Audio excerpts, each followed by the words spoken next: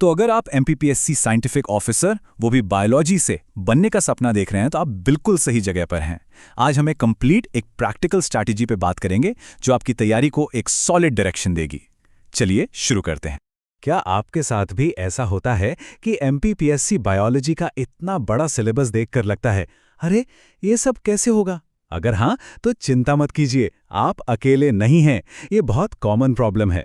आज हम इसी विशाल सिलेबस को छोटे छोटे मैनेजेबल हिस्सों में तोड़कर समझेंगे।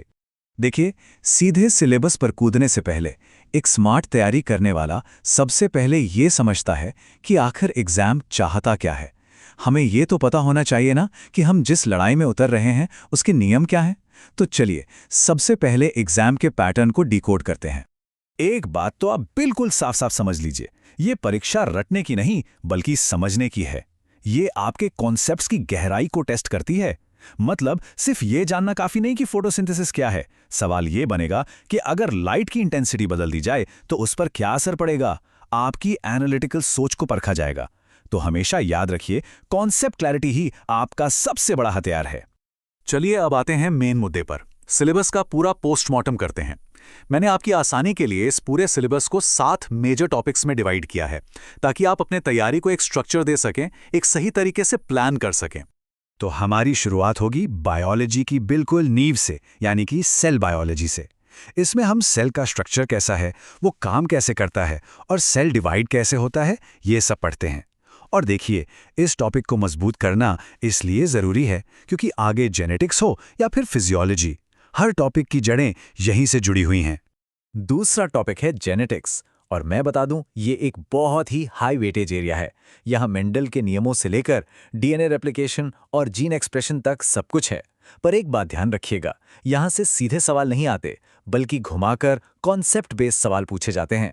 तो यहाँ रटने की गलती तो बिल्कुल भी मत कीजिएगा। अब हम आते हैं प्लांट बायोलॉजी पर। इसमें प्लांट फिजियोलॉजी, फोटोसिंथेसिस और प्लांट हार्मोन्स जैसे एकदम कोर टॉपिक्स शामिल हैं। एग्जाम के पॉइंट ऑफ व्यू से देखें तो हार्मोन्स और फोटोसिंथेसिस वाले चैप्टर्स सबसे ज्यादा इंपॉर्टेंट हैं। ये समझिए कि ये आपके सिलेबस का एक बहुत मजबूत पिलर है। अब आता है सबका फेवरेट टॉपिक, ह्यूमन फिजियोलॉजी। ये न सिर्फ पढ़ने में मजेदार है बल्कि सबसे ज्यादा स्कोरिंग भी है। डाइजेस्टिव, रेस्पिरेटरी, नर्वस सिस्टम जैसे टॉपिक से अक्सर डायरेक्ट सवाल आते हैं। इस हिस्से पर तो खास ध्यान दीजिएगा क्योंकि यहाँ से आप बहुत आसानी से मार्क्स स्कोर कर सकते हैं।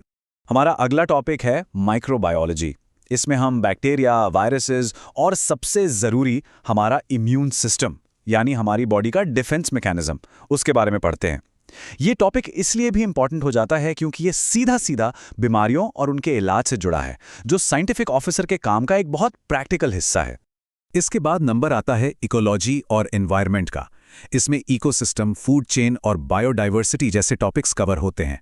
एक टिप देता हूं, इस सेक्शन से अक्सर करंट अफेयर से जुड़े सवाल भी बन सकते हैं, जैसे किसी खास नेशनल पार्क या किसी एंडेंजर्ड स्पीशीज के बारे में पूछ लिया। तो इसे पढ़ते वक्त थोड़ा अवेयर रहिएगा।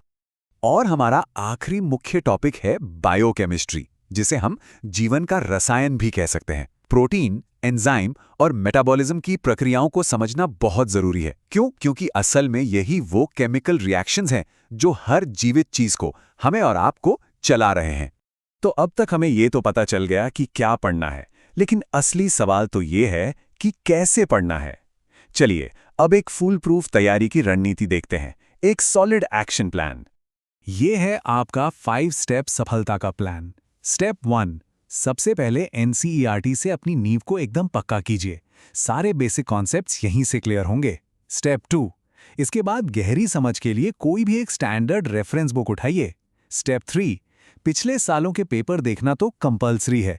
इससे आपको पता चलेगा कि सवाल पूछे कैसे जा रहे हैं। स्टेप 4, पढ़ते पढ़ते साथ साथ शॉर्ट नोट्स बनाते चलिए। ये आखिरी समय में रिवीजन के लिए रामबाण साबित होंगे। और स्टेप 5, मॉक टेस्ट। ये आपकी स्पीड और एक्यूरेसी दोनों पर काम करने के लिए बहुत जरूरी है। चलिए अब मैं आपको कुछ ऐसी की टिप्स बताता हूं जो आपकी तैयारी को नेक्स्ट लेवल पर ले जाएंगी और आपको बाकियों से एक कदम आगे रखेंगी।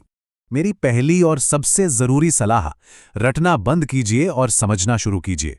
एमपीपीएससी आपकी समझ को परखता है, रटने की क्षमता को नहीं। जब आप किसी कॉन्सेप्ट को दिल से समझ लेते हैं ना, तो फैक्ट्स अपने आप याद रह जाते हैं। दूसरी टिप, डायग्राम बनाने की आदत डालिए। देखिए, बायोलॉजी बिना डायग्राम के अधूरी है। खासकर ह्यूमन फिजियोलॉजी और सेल बायोलॉजी में तो ये बहुत ज़रूरी है। एक अच्छा, साफ सुथरा डायग्राम आपको कम शब्दों में ज़्यादा मार्क्स दिला सकता है। और मेरी तीसरी सलाह, अपने कमज़ोर टॉपिक से भागिए मत, उनका सामना कीजिए। अक्सर हम जो टॉपिक मुश्किल समझकर छोड़ देते हैं, सवाल वहीं से आ जाता है। उन पर थोड़ा ज़्यादा समय लगाइए और अपनी सबसे बड़ी कमज़ोरी को ही अपनी सबसे बड़ी ताकत बना लीजिए। और अंत में वो एक चीज़ जो आपकी सारी मेहनत को रिजल्ट में बदलेगी, वो है रेगुलर रिवीजन। पढ़ना एक बात है, लेकिन उसे एग्जाम हॉल तक याद रखना बिल्कुल दूसरी, और ये सिर्फ और सिर्फ नियमित रिवीजन से ही मुमकिन है। तो इसी रणनीति के साथ तैयारी में जुट जाइए, सफलता जरूर मिलेगी। All the best.